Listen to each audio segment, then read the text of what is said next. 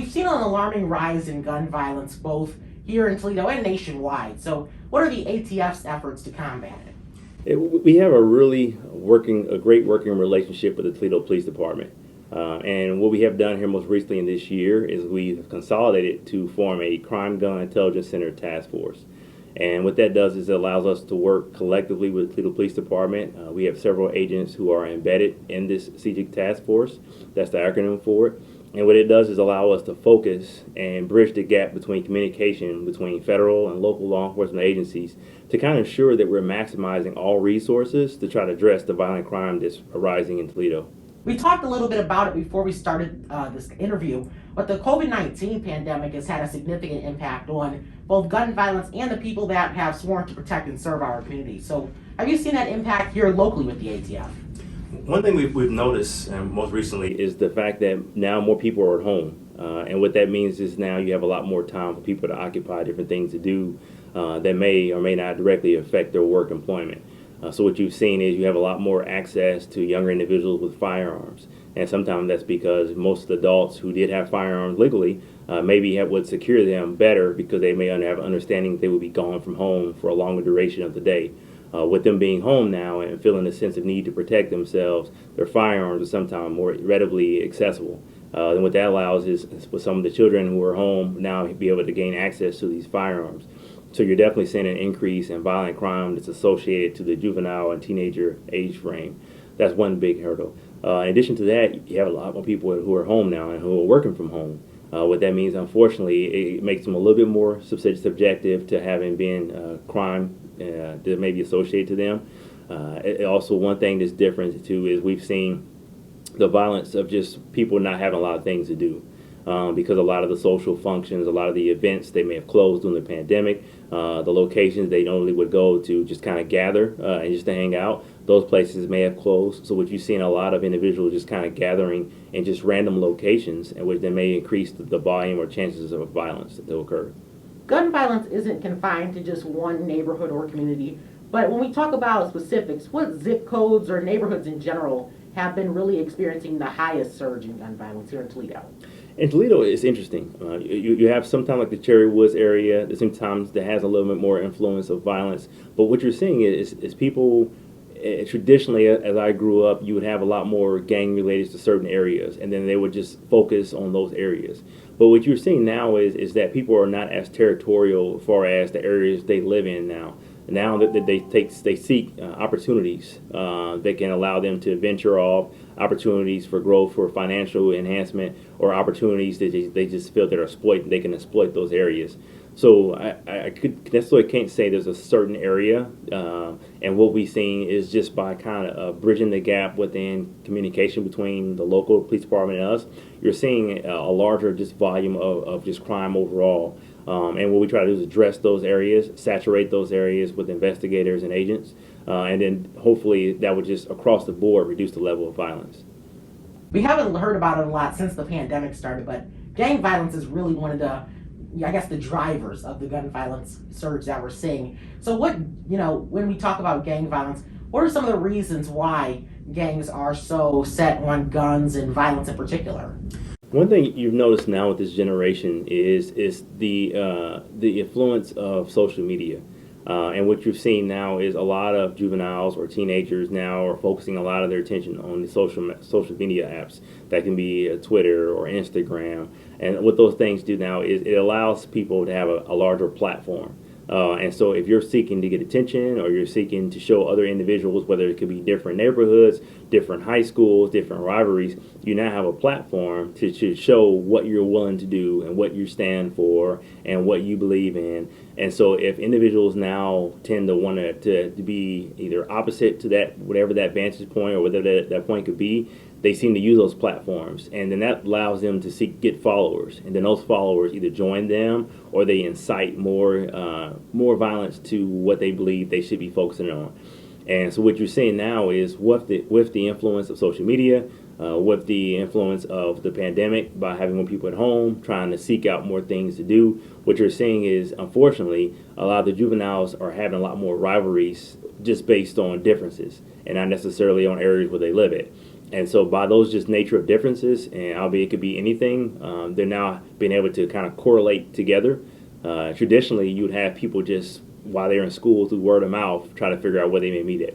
But now, through the differences that may either influence their decision, they now can have those social medias and say, hey, now I'm at this location, or you can come to this location. And then you have followers, and it creates an audience, and then it creates a crowd. And then it allows them now to develop that audience that's going to incite them more to want to do violence. Because now they have to sustain their reputation. And if they built that reputation on things that they've been advocating through these social media apps, now they're going to be called to the carpet and say, hey, you said this, you posted this, now what are you going to do about it? And so then that just continues to embellish. We've seen the gun violence uptick in our neighborhoods. We've seen it play out. But will we be seeing it play out in the schools as well? We hope we try to eliminate as much as possible of that amount of influence in schools. Toledo PD, they do have school resource officers that are assigned to be to those high schools, to be that liaison, to bridge that gap between the superintendents and the teachers and the staffs, and help and teach them things like Alice, for example, so that way they're better informed. Us as federal agents, we try to ensure that we're sharing as much intelligence as reasonably possible. We have individuals, have task force officers who are Toledo police officers, and we share with them all the intelligence we can, and they provide that intelligence to their locally police department. And what that does is it literally gives actionable information that they can address, immediate information, actionable intelligence. So when it comes to high schools, as we receive a lot of information, whether it's through tips or whether it's through call-ins, we have our tip line, we have the people call in tips, and what that does is allow us to now to provide that information to the local police department, who talk to the school resource officers, and they can inform these school directors and superintendents immediately and say, hey, we're receiving these tips, these are some things we need to look at doing, these are the things we need to address.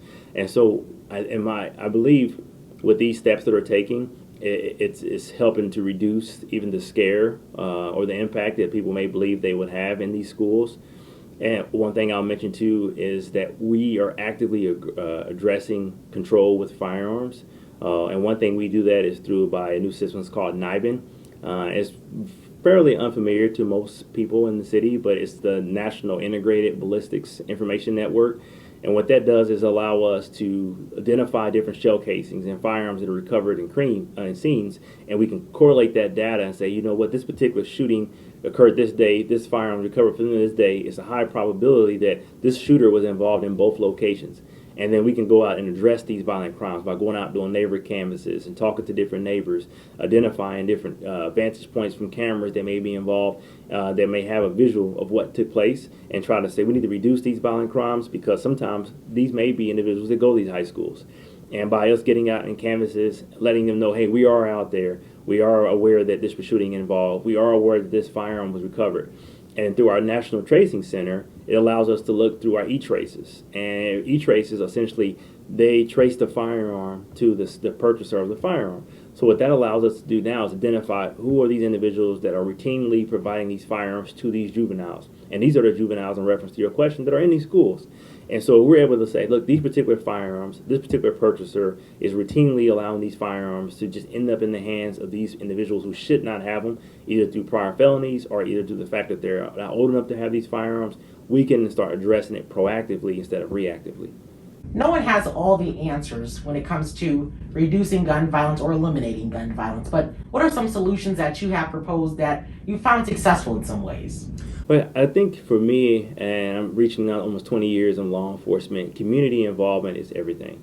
Involving those who live in the neighborhoods, who are directly affected, who have friends and relatives who are directly involved, these friends and relatives who go to these high schools, who are Snapchat friends or Instagram friends, who are seeing a lot of these different postings, seeing these different pictures, seeing these different statements and threats. These are the individuals who are getting this information as it happened. And what we'd like to say is, we need you. We need these individuals. We need these community. We need these people in churches and gatherings to say, hey, look, this is enough. You're in a position where ultimately the way I look at it is provide breadcrumbs. You can tell us, hey, look, you may not be looking in this direction, but I highly suggest you look in this direction. And obviously one thing that most people are concerned about when they help law enforcement is it a retaliation? It's something that's going to come back to me by trying to be helpful. And the thing that we like to say is that you're providing breadcrumbs. And what you just, because we don't have sometimes that firsthand bond, that firsthand relationship with certain individuals, they may not be as willing to talk to us. But the community, you're involved in it. You're seeing these things. And one thing that you'll see in trends wise is you'll see people will fall off with trends. And most family members can identify that before it gets to that point where something bad does happen, like school shootings or different violent crimes. They can say, my cousin or my nephew or my brother or what have you, that these individuals are having issues at home. And mental awareness is very huge.